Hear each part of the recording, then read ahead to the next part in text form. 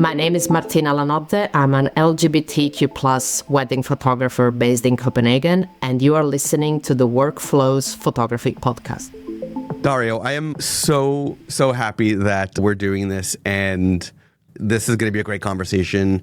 I love diving into different workflow topics with everybody, seeing what's working, what's not working, and basically just to, have those listening, those watching this, to hopefully be inspired to look at what they're doing and find what is working and what's not working for them. So, with that said, I'd love to dive into the first thing that's in your photography workflow that's working well, that has been going really well for your business, for your creative part of your photography, whatever it might be. And I know that in the initial discussion about the podcast, you brought up the idea of making your subjects feel relaxed. So can you dive into that part of your workflow? Yeah, one part of things that I love most about photography is that you can show your personality. You can really throw off people your emotion, how you are, and people react. Because there are two types of photographer and two types of people, mostly. There are some photographers who just want to melt in the shadow and just stay away and be like an observer. That's not me. And there are some of us that love people, want to stay in the middle. And it's strange to describe because I don't want to be the center of the event, but I want to be in the event. Because if I throw my personality, my happiness, my joy, I'm full of want to live. So if I throw this emotion to other people react. And sometimes this change the events from a normal boring event to something crazy, to something more emotional, with more love, with more cries, with everything people just want to show off if you push them a little. Just a little. Yeah. So just to be clear for everybody who's listening, first of all, I raised my hand as the person who, for those who are not watching, those who are listening, I raised my hand as the type of photographer who'd rather be off in the distance, which is why we were laughing. Just to be clear for those listening, what you're talking about is, for example, during like the party when everybody's dancing at a wedding, you're in there, in the group photographing. You're not on the sideline photographing the dance floor from a distance. You're literally on the dance floor. I'm in front of people. Usually I try to photograph people very close. My favorite lens has always been a 35 millimeter. I know, nothing fancy. Yeah. I love it. I like to use from this distance, like we are right now. So very close, like half a meter. So in the dance floor, for example, I move a lot, I dance, or maybe I have a drink in one hand, and on the other hand, I have my camera with a flash, usually, and I shoot, smile, and move before people react. You just need a glimpse of a photographer that is moving with the sound, with the emotions, and I will be there, and there, and there, and there, and, everywhere, but nowhere at the same time, but close, because I need to see the eyes. For people that are just listening, I wear glasses. So I want to see the eyes of people. I want to be near them, because if I take off my glasses, I'm really blind. So I need to stay close. For me, the world has always been something that you need to get close, and not only photographing part, but with emotion. I need to feel. And this is a good thing and a bad thing, because I always need to be pushed a bit to feel emotion of other people. Boredom is the worst enemy of photographers like me. I always need edgy things, edgy situation. I always need to see new faces, new places. And this is cool. And at the same time, it's very, very tiring, because after a wedding, and it's just not a normal work. I put really myself in. So if it is spectacular, I'm very happy. If it hasn't been, it's just normal, but without my fault, I'm just, I'm not so happy, because there is a separation from work and my personality. And this is cool and troublesome sometimes. So let me ask you, as part of getting people to feel relaxed, when you are very much a close in the moment upfront photographer, do you get pushback from some guests? And if you do, how do you handle that to hopefully not make them angry, but to get them relaxed? There is one episode of when I was starting as a photographer. Before being a photographer, every day, every morning, every sunset, every lunch, I took my camera and walked around my city taking photo of people around, every type of people, everyone. Street photography. Like street photography, but very close. Sure. Yeah. And I discovered people hardly is aggressive or hardly people is an enemy. Most of the people are friendly. They just need a smile. You need to approach them in a relaxed way because your body talks. I can come to you smiling, not in aggressive pose, and you react in a way. If I run to you in acting aggressive, you react defensively. So how you set your body, your smile, how you are dressed, how you react, and your smile is your best weapon. Because if I smile, you smile. So that creates something, a contact, a link between two people. Yeah. And this is the easiest things. I know, seems so superficial and so easy, but when you try with people to stay close, just smile, you put in a relaxed way, but you know what are you doing. You need to feel secure. You need to show you are secure. Do not think about what we have inside, because maybe you are acting the most secure people ever, and instead you are crumbling down like a castle of paper. But how you pose, how you act, it's half of a job. The other half part of a job is how you talk, your voice tone. A lot of times my camera is not in my face, it's like this. That's why I love autofocus and I love my brand and such, because there is autofocus. And so I can shoot like this a lot of times with a wide lens. Okay, I just see what I'm pointing at, but I have place to correct. And so I'm not masking my face. They see me. If you see a human, it's different than see a camera in front of you. And that's, people react well to my smile. People react bad if you put a camera, because you're putting distance from you. So my little secret to let people trust me. And how you look, it work. Because you need to, I know it feels stupid, but you need to smell good, to have a good, nice bird. The basics. The basics that a lot of photographers forget. Because people see how you look and react to that. Yeah. So just now you mentioned having the camera sort of off to the side, not right in front of your face. So that means you're using the LCD, right? You're not viewfinder 100% of the time.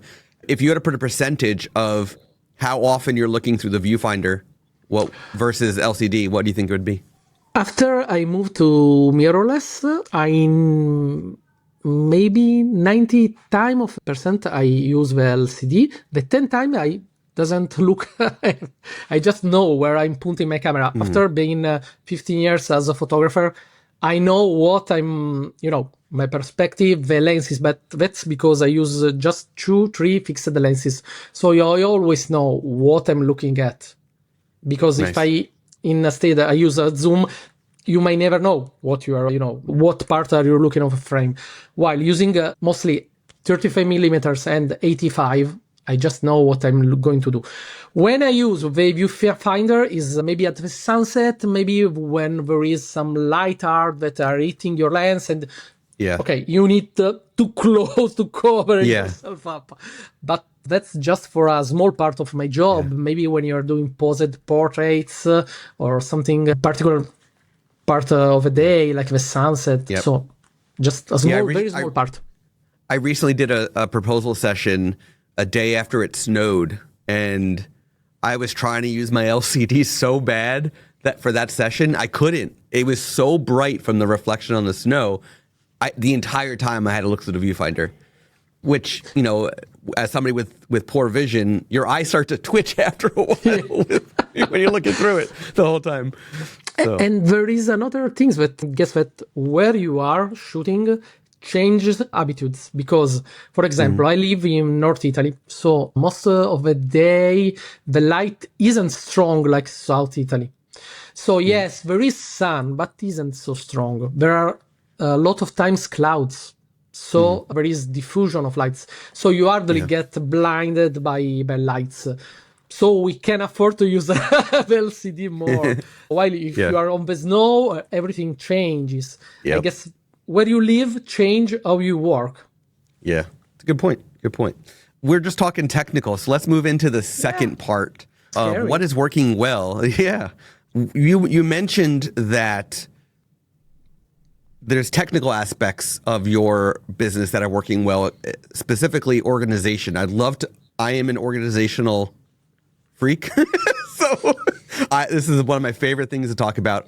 I want to hear what organization-wise has been working well for your photography business. Okay, if I want to just shorten all these topics, I can say just one sentence like, you need to know your craft.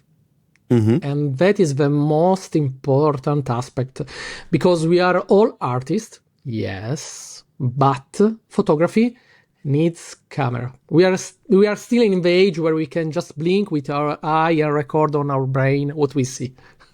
We have a camera, and camera are a tool. So you need to know your tool. You need to organize. You need to know how camera works. And modern camera are more a computer than a camera, because in 20 years everything changed so many times, and now is still changing with AI, with imaging for post-production, with so many things that are revolution. There is a revolution again, another revolution after film, after digital. And for me, a big step was from digital to mirrorless. Yes, it's still digital, but all DSLR it's a completely different type of digital. Completely different type of digital. Yeah. And you can shoot like this, and you can do so many things, because you still already see how your photo will appear, because from the viewfinder LCD you see the exposition and such, and this change the game. And for example, another thing that the camera doesn't emit more sound, and the camera, you can take so much picture. So we can open a talk about how much is important for me imaging, for that example, because I tend to shoot so much more because I want more. Okay. Right. But okay, taking a step back, we need to nurture our aspect as artists, what we want to tell, but still we need to be organized. Before being a photographer, I worked in IT for 5 years, mostly 4 years. Then I stopped because I wanted to be a photographer. And I learned a lot of things about backup, about workflow, about how you need to organize when you move around. And if you think about 20 years ago, it was completely different, because transfer were slower. There was no affordable cloud. When you need to transfer maybe 2,000 photo from RAW to DNG, I use a lot DNG, for example, it takes time. Now, everything is much instant. You hardly do a backup in a matter of minutes. So you need to organize in a way that it's not about spending money, just spending money, but spending money in the right things, because you need to equipment that is top notch, but it's also not too big, that is reliable. Because how many photographers, and sadly I know some, they have choose slot camera and they just use one slot, because who cares? Right. Well, that's the basics. And still, or people just do backup, but maybe in older drives and not in SSD, and they just put the SSD on the table. And they have all the eggs in one basket, I guess, in the you say. And that's a bad thing, because if just a TF enter your house, if there is a fire, if just your cat bites them, your work is lost. So you need to do a constant workflow, thinking about the most breakable chain. The worst part of a workflow is the human. The Right. human being is the weakest link. Okay. Yes. So you need to take care of yourself, like sleeping enough, doing the backup before getting to sleep, before moving. Maybe if you go to a wedding with 2 cars because you have a second shooter, do the backup before getting in the car. Yeah. And dividing the cars. It's something that for me, it's the basics, because in all times you make 3 copies in hard disk and then move one hard disk to mother house, one hard disk in where you work, one at your home, and that's the basics. But now I feel that younger photographer, so I'm a millennial, just for have an idea of how much old I am. We mostly know how informatic works, IT works. The generation after, they take everything for granted from the informatics, from IT aspect of photography, of computers and such. But it's dangerous. Yeah. And so it's cool to have systems like, for example, when I imagine you can put your backups and do your backups in the cloud. And that's a cool thing, because if you have a fast connection, with just one click, you do everything. You do post-production, selection, and then you get a backup too. And that's invaluable, for example. So, yeah. A story about that. So when we came out with backups, the automated backups inside of Imagen, Yeah. within a week of releasing it, we had a photographer that was speaking at Way Up North. I don't remember which Way Up North it was. Okay. And that photographer was also, she shot a wedding like the day before Way Up North or something like that. So she shoots the wedding. She's at a coffee shop finalizing her slides and whatnot for Way Up North, for her talk at Way Up North. And she uploaded the wedding photos to Imagen to, I don't remember if it was a cull or edit or both. I don't remember, but she went to use the bathroom and came back and all of her stuff was gone. Camera, laptop, everything gone. Right? Now, she's not home. She's traveling, right? Whether it was an elopement or a destination wedding, I don't remember all the fine details, but she sent her project to Imagen to get worked on, which meant we had backups. So, it's just having your ducks in a row, so to speak, at home is as crucial as having whatever your workflow is on the road as well. Whether that is utilizing Imagen's backup or not, or something else, very important. So anyway, sorry to cut you off, but I had to share that. Yeah, no worry. That's cool, because I feel it's important, and always it's overlooked because technology costs. And having a good workflow costs a bit. Having a bad workflow in long times costs more, because you have errors, you lose files, so that will cost you more. But it's important to talk about these things, because this happens. Things get stolen, cards break, camera fall down. Yep. One of the weddings I get thrown in the pool with my camera. Oh boy. Okay. It was just okay. Yeah. So the water was here and I was okay. It happens. It happens. The camera were safe. I was laughing, but a bit angry inside, but it happens. Or one other time, there was a wedding in Liguria. It's in the coast of the north part of Italy. It was a very nice wedding, people from London.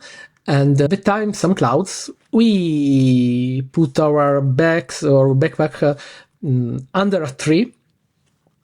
And we started shooting. We couldn't move away from the wedding because it was very sentimental and so many things happening. The weather changed and it started pouring rain like... Okay, so much rain. And in a case like that, you see the difference spending a lot of money in a good backpack or in a cheap backpack from online stores, okay? But still, sometimes we buy so many things that why we buy them? When we need to have maybe 2 good camera, 3 lenses, 1 really top-notch computer, a strong backup. And sometimes I feel that photographers tend to do everything by themselves instead of asking to other colleague to say, okay, what's the best we can do now? Because things changes so fast. Programs change so fast. If I remember, Imagine, when I started using it, was 1 year and a half ago, if I remember correctly, was completely different from now. Now it's, wow, it's a blast. And no idea how it will be tomorrow. Right. So yeah, we sometimes, as a photographer, we need to put our ego in another part and just ask to other people that works in other things, because an IT professional will be better at backups than us, obviously, while a psychologist will be better with people. So talk to a psychologist to how to talk to people. Talk to an IT technician how to do backups, or just use Imagen and do everything. Really is important, you know. Like to me, what Imagen offers with backups is one part of a very robust backup solution, right? So, I mean, of course, photographers, if they're just starting out with their backups method, they need to start what's in the budget, right? But any backup is better than no backup, first of all. And then you build up from there. You want redundancy and you want different types of backups, whether it's cloud or physical or servers or not. So it's a detailed process. But I also want to scalability. I guess it's if you start small and you go big, you need to have a backup and system that can grow with you, and you don't need to change every year, because that's a lot of investment. Yeah. Yep. I also want to bring up something that you said. You kind of you touched on it, but I think it's worth talking about because it's not talked about enough. It's very common in the photo industry for especially wedding photographers, right? Sports photographers, volume photographers, to talk about the importance of dual memory cards, right? That gets talked about a lot, okay? But what is not talked about enough are the people who are buying cameras that don't have weather sealing in them, that are not prepared for rain. Right? Not all the manufacturers of camera equipment, or the major manufacturers, it's the same, yeah, they have the line of the level of cameras above that offer weather sealing, but then they have the ones that do not. It's another aspect of being a professional, of having the dual memory card. That redundancy is having that protection of, can I be in a rainstorm if it starts raining or not? Right? And having lenses with weather sealing too, because if you have camera weather sealing and the lens not, you have problems. And it's different if you shoot in the cold, or if you shoot in the rain, or if you shoot in a desert. It's completely different. And for example, we were talking about, it's not a mystery, I'm a Nikon shooter. We are talking about Nikon with people about the cards, because a lot of people spend a lot of money in a great camera, then they buy a so-so lens, and then they buy the cheapest card they can find, and then they buy the cheapest battery, and they find so many problems, because the camera starts to slow down, but it's not the camera fault, it's the card fault. And it's a chain. The weakest link is the one will send you to hell. You need to, it's like cars. You need to afford the car, the tires, the oil, everything. Because it's better a bit smaller car, but with everything perfect, but having the best car with all tires and with no idea how to take, a street or such. And people sometimes have, and this is a fault of the actual future we are living in, because phones have made people think this is easy. Photography is easy and it's cheap. Right. Photography has never been cheap.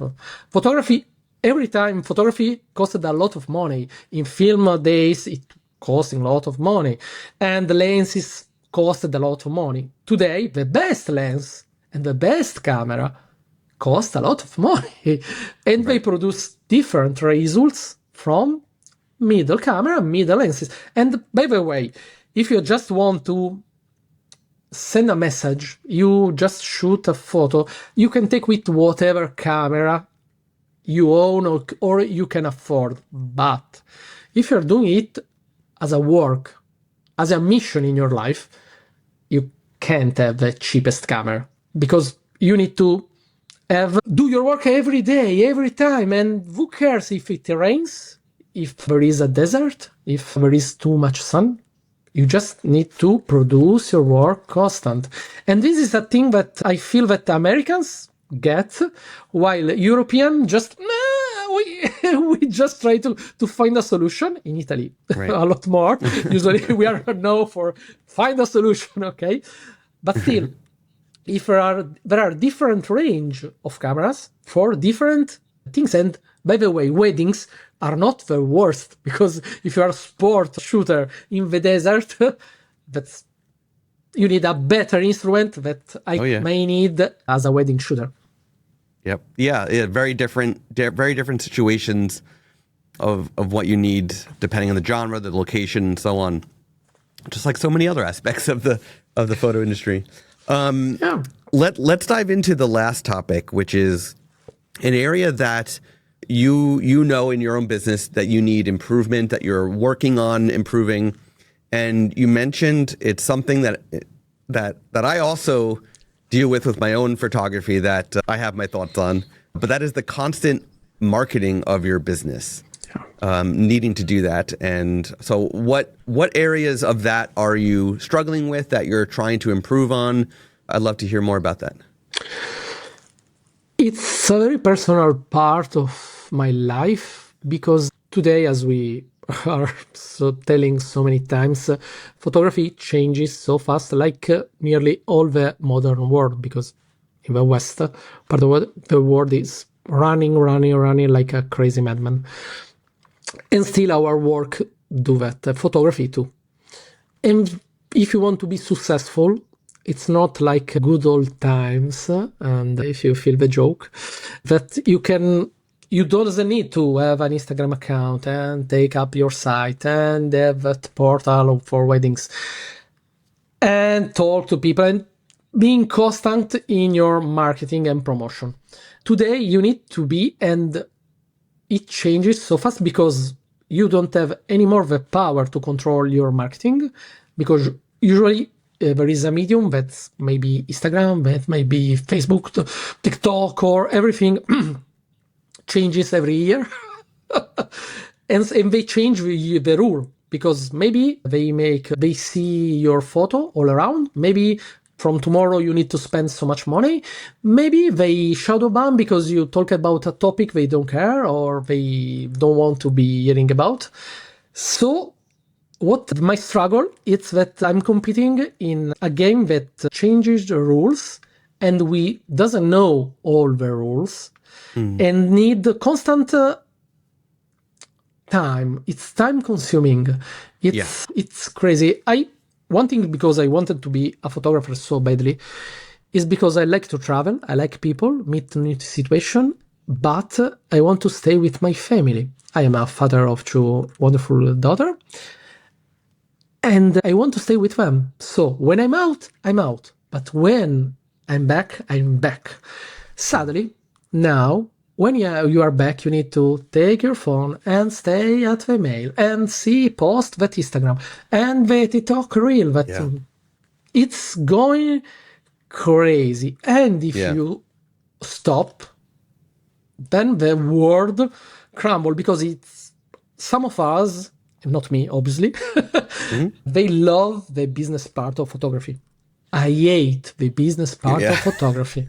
I love people. I love events full of people crying, dancing, having fun, emotion. Don't sleep for 2 days just to reach someone, shoot a wedding, then get back to a plane, or just do a wedding and a wedding and a wedding, and I'm happy on the third day, while people say, "Whoa, it's crazy, 3 weddings in a row." No problem. I meet people, I'm okay. But then I need to come back and reply to that Instagram message. Maybe the comment from the above that tells, "I don't like that photo." Okay. Who cares? So many people like that photo, so I'm happy. But really, this constant marketing part is taking the best part of being a photographer from my life. And this is a struggle because no one is full of creativity or business creativity every day. There are top days, there are bad days, or there are top days, but you have other problems, family problems. You need to do things, you need to pay taxes or do life is. And it's very hard to switch. If you just got back from a wedding, it's very hard to switch your brain from creative mode to business mode like that. Like it's going to take time. It could take a day. And then on the flip side of that, if you're spending 2 days on business tasks only, to then have to go photograph a wedding the next day on day 3, it's now I got to switch my brain back and not think about business and just be creative. It's just very hard to do that.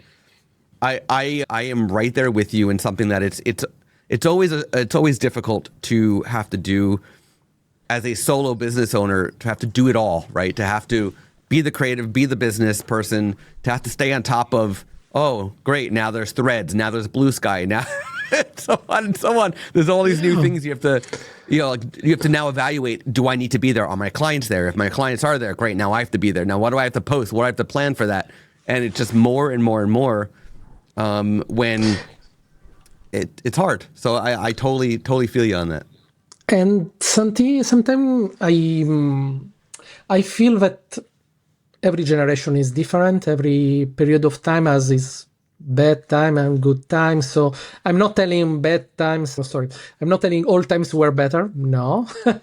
Maybe we hope that future times will be better. I hope, at least. I'm optimistic. Okay. But sometimes I feel that right now, thanks and using all of these, we have put walls and people cooperate more. Because in the past, you were forced to cooperate, to work together, because weren't instruments. You take your film, you need to develop, you need to talk to the developer of your film, then to the printer. And when you go to weddings, you have all your stuff. Right now, everyone is like on our own. And people tend to cooperate less. Because I'm not telling from chief and then, people under the chief. No, not that was bad. It's old business type, and we try to move to a more cooperative way of doing business. But still, people doesn't trust authors and put walls. And so maybe they doesn't cooperate like they should, if people cooperate more in every aspect of their life, they can obtain more. And I'm not talking obviously only on photography, because we need more cooperation of people, of population, we need to help, because we are all human beings and we need to try to understand each other more instead, and put away envy and put away past and start to build something together. And that is better. Okay. And it's hard if people doesn't trust each other. And sadly, when you see people only in the distance from a lens, from a screen, you just imagine, because you don't know how much they are tall, if they are big, if you like them, if they smell good, if they smell bad, if they move in a way you like or not. So you create an idea. And it's different to being in front of another person. That's why I love being a photographer. And I started my career not as a wedding photographer, as a concert photography, and I doing a bit of fashion in a small studio. And I loved the concert part, obviously. You can imagine. While I hated the fashion part, because there was a lot of walls with people standing in the same room. There is people talking about the people outfit, that people talking about imaging. They are all different. While I love in weddings, because vendors usually, when they are smart, they help each other. They makeup artists, they love them. I love them, their work, because if they do a good work, my work is easier. And so on. So I feel that we need just to cooperate more, to create more as photographers, while not being the lone wolf just running around to be the best. Who cares about the best? In a way, like focusing on the partnerships with vendors and like the florists and the venues and the DJs, the band, the videographers, like doing cross content that promotes all the businesses is definitely something that could go a long way as far as ongoing marketing of your business for the long term, right? Not just a short term blog article or a short term Instagram post, but the long term, like people will see it live on, which is powerful. So, yeah. But one of the things that for me is changing, because sometimes when I think about all these topics, it's because we are in a strange part of the economy. Some economies are just shrinking, so people tend to risk less because, while our work as a photographer, it's mostly the opposite part. We need to risk. You need to risk to take that image. You need to go out. There is a storm. One of my best photo, there is a lightning striking and by my couple behind, and they were inside. Obviously, it was raining, and I told them, okay, if I get wet, no problem. Won't you come out with me? Because there are lightning. I don't know. I will be able to take one, but we'll see what it will happen. And I was lucky or good enough. Take your pick. To capture one of a lighting with the couple looking at it with a flash illuminating them, and so. But I risked everything because they are wet like me, but they loved it, and still it was one of my successful images. So we need to take a risk, and helping each other isn't the biggest risk ever.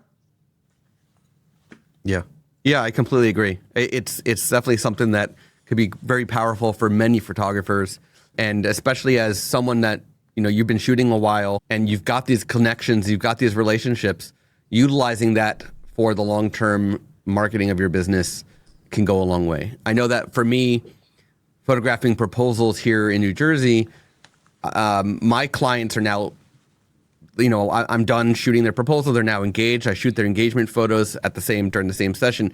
They're now actively looking for their wedding photographer, which I'm not going to shoot their wedding.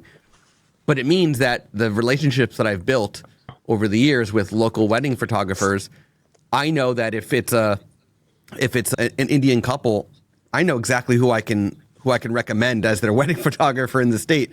Or if it's a same-sex couple, I know the wedding photographers that want to photograph same-sex weddings, right? So I can recommend different people for different couples, and that connection. If those couples, know of somebody who's about to get engaged, they're going to recommend me as the proposal photographer for their friends, and so on. So it goes a long way to build those, to do networking in some ways better than social media, better than emails can do. Word of mouth is so powerful. So, yeah, but because we forget that social media is a company that makes money. Their goal is to make money on us. So and while helping others is not about making money, it's to live better. It's completely different things. Okay. Yeah. So we need to stay human. Well, sometimes we forget we are not photographers. We are human.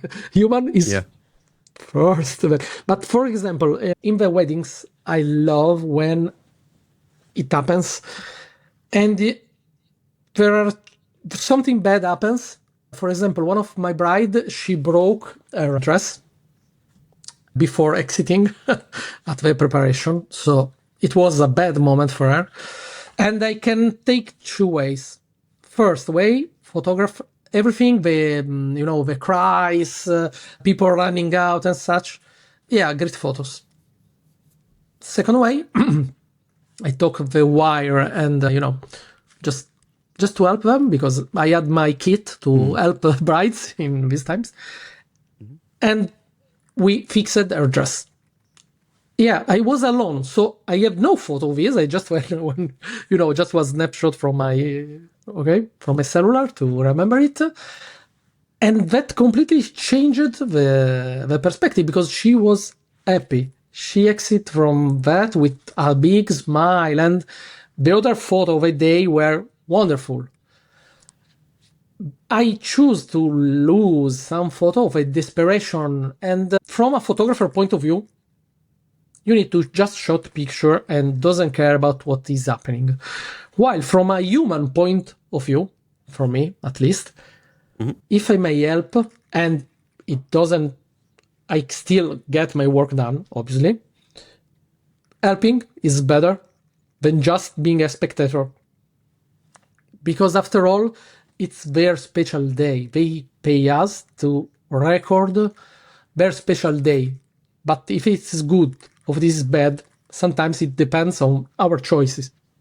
Yeah, I love that. Thank you for sharing that. That is actually a great way to end this with a very positive note, a very positive message of, being a photographer is a beautiful career, right?